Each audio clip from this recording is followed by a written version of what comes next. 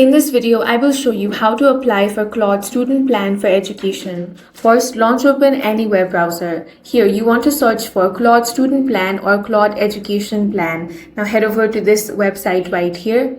On the education page, open the official Anthropic Education page.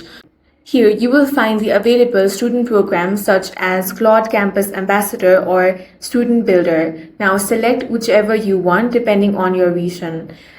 Then, after you have selected the program, you want to apply for it. In order to apply, you will have to fill up some details. Go ahead and enter all your information such as first name, last name, school email, phone number, job title, institution name. Fill up all the details over here and then tap on the submit option. After submitting the form, wait for response by email. If your application is approved, you will receive instructions on how to access the available Claude education benefits. Keep in mind that these programs are not always open. Depending on your region, application may be temporarily closed or only available during specific application period. That's all for this video. If you found it useful, make sure to hit the like button and subscribe for more videos like this.